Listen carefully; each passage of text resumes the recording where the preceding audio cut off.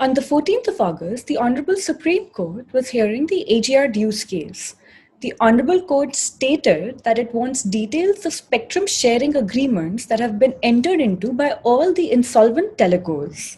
The Honorable Court also wanted to know who is using the spectrum of these insolvent companies. Thus, it has directed the telecos that are under insolvency to submit details of the spectrum sharing agreements that they've entered into. It has also asked for RCom and Reliance Jio's spectrum sharing agreement to be put on record because it wants to know who would be liable for the AGR dues of RCom. The SBI submissions during the hearing were: 1. It clarified that the Committee of Creditors has complete autonomy to decide who gets how much. Second, it submitted that spectrum is an asset of a telecom company.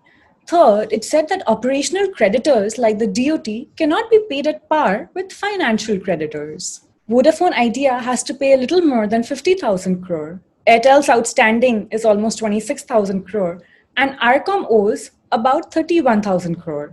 On the 10th of August, the Honorable Supreme Court had stated that it wanted to know how AGR dues would be recovered from the telecos that were going through insolvency, such as RCom, Videocon, and Aircel.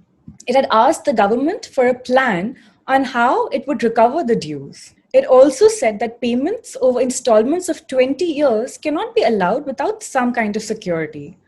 Although Airtel and Vodafone had initially asked for 20 years to pay the AGR dues, they changed it to 15 years. On the 20th of July, the Honorable Supreme Court had said that it won't hear arguments for reassessment of the AGR dues.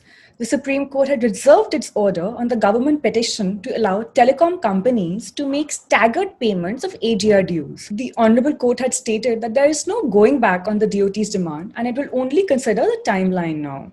On the 18th of June, the Honorable Court had directed telecom companies to file their audited balance sheets for the last 10 years. In October of 2019, the Honorable Court had upheld the expanded definition of AGR that was set by the Department of Telecommunications.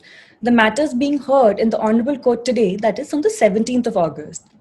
Reliance Jio today informed the Honorable Court that there is no legal basis for transferring RCom's dues, AGR or otherwise, to Jio, as the two telecom operators do not share liabilities in their spectrum sharing agreement. The Solicitor General's submissions to the Honorable Supreme Court are the following. The Supreme Court had indicated that an entity using the spectrum must discharge the AGR dues. Sharing of spectrum is different from spectrum trading. He also stated that the view of the Department of Telecommunications is different from the view of the MCA on sale of spectrum under the IBC, that's the Insolvency and Bankruptcy Code. He stated that it has been stated by the Honorable Supreme Court that the spectrum are held in trust and cannot be sold. He also stated that the people of the country are the owners of the spectrum, which is held by the government in trust, and therefore it cannot be sold under the IBC. Further, use of spectrum is allowed to telecos under the contract. However, ownership does not get transferred. Spectrum is not defined as an asset under the IBC.